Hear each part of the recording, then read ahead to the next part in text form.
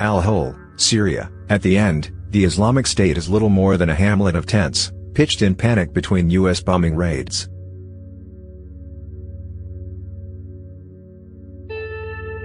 Inside, there has been chaos, witnesses say. Families have fled. Militants are hoarding food. Some fighters have turned their guns on each other.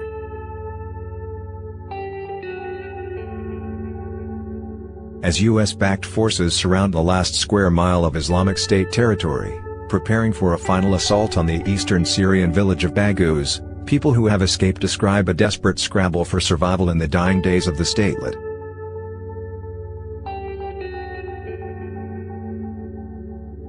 In more than a dozen interviews at screening points outside the village and at the Al-Hol displacement camp, those who fled recounted the end of the self-proclaimed caliphate in graphic, often harrowing, detail. Wives and children of the Islamic State fighters looked confused and exhausted. Yazidi women and their families, who had been enslaved by the militants, were in shock.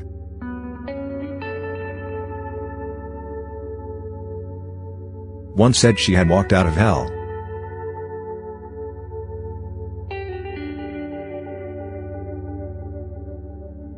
They described how they had retreated in recent weeks from city to town and then into rural villages as the bombs kept falling and their Islamic State shrank. By the time they reached the villages of Susa and then Safa, near Baghouz close to the Iraqi border, they had given up unpacking their suitcases, several women said.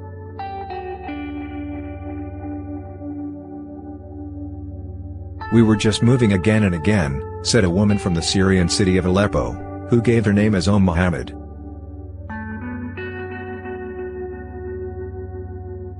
Basic supplies in Islamic State territory have dried up.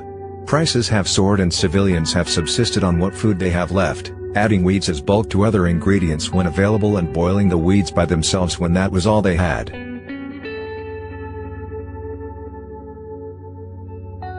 Airstrikes have made the earth shake, with the U.S. military reporting 179 airstrikes in Syria targeting the militants in the two-week period that ended February 9. Gunshots cracked dawn to dusk, residents said.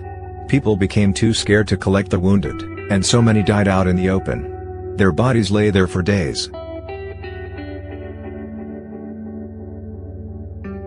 The commanders were getting more withdrawn and telling us to stay where we were and keep shooting, said Sada, a 15-year-old Yazidi boy kidnapped by the Islamic State in 2014 and later pressed into staffing an outpost to defend Baghouz.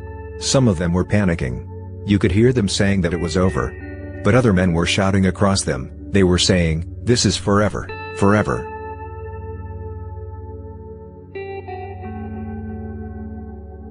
At its height, the Islamic State's caliphate covered an area the size of Britain, straddling the Syria-Iraq border, and its propaganda sold a dream of Islamic paradise.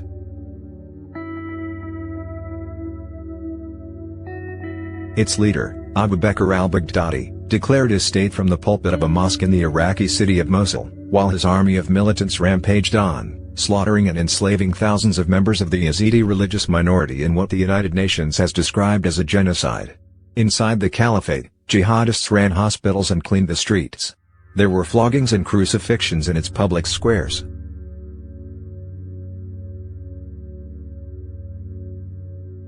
By last week, there was only one dusty path out of the Islamic State, and hundreds of fighters and civilians had trudged along it, toward the Kurdish-led Syrian Democratic Forces backed by the U.S. military, and then were sent hundreds of miles to refugee camps or prisons.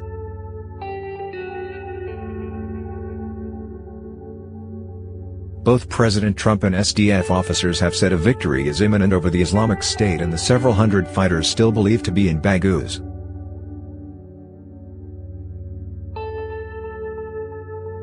The militant group's most die-hard fighters have seen escape as a betrayal. But as the final battle loomed, others chose survival, laying down their guns and skulking out among fleeing civilians, or using middlemen to negotiate surrender.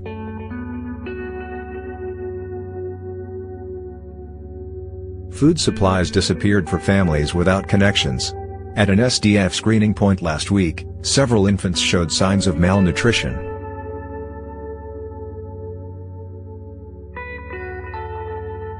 A Trinidadian woman who had traveled to Syria with her husband in 2014 said a friend had become so hungry that she entered an abandoned house looking for food. The militants had mined the area in an attempt to stop civilians leaving, and she stepped on an explosive as she entered the home. She bled to death on the grass.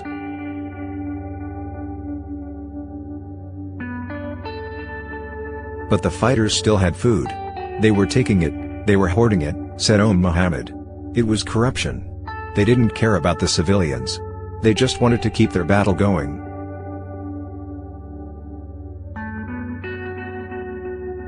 A group of suspected militants who turned themselves over to the SDF looked in good health compared with other inhabitants who had left Baghouz.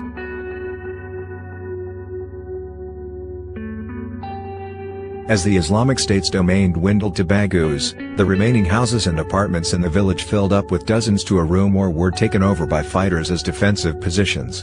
And when the Islamic State decided that the apartments were full, it was time for tents.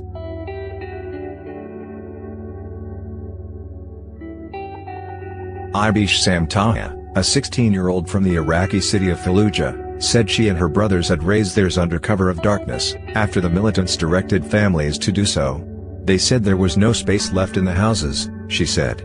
Tahu said her family spent 4 nights in the tents with bombs striking close by. They were just falling. It was relentless, she said. The SDF has accused Islamic State fighters of using civilians as human shields in a last-ditch attempt to slow the offensive. On the front lines, the fighters started to panic. 2 Yazidis and a Syrian woman said they had witnessed open fighting between the jihadists in the final week. On one occasion, a Tunisian fighter pulled his gun on a Syrian fighter and shot him at close range. On another, a fight erupted between Iraqi fighters, with several yelling that their commander was bad at his job.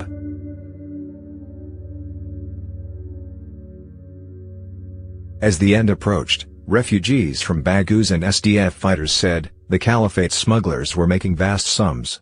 Rumors swirled that several $1,000s would get a man to Iraq or into Syrian government territory. Families paid hundreds per person to get safe passage from the snipers and out along the path to surrender. Those without the funds waited, instead, for a pause in bombing.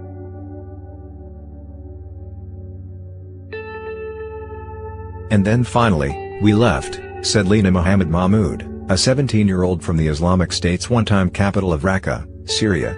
The journey lasted hours into the night, but they walked and they walked, citing the SDF reception point as the sun rose.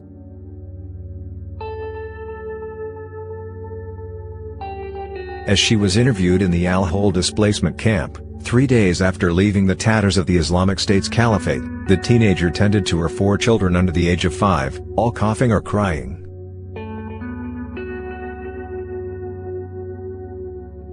I don't know what to do now, she said. They told us the caliphate was ending as a territory, but they told us as well that it would live on in a way. Now, we're all just waiting.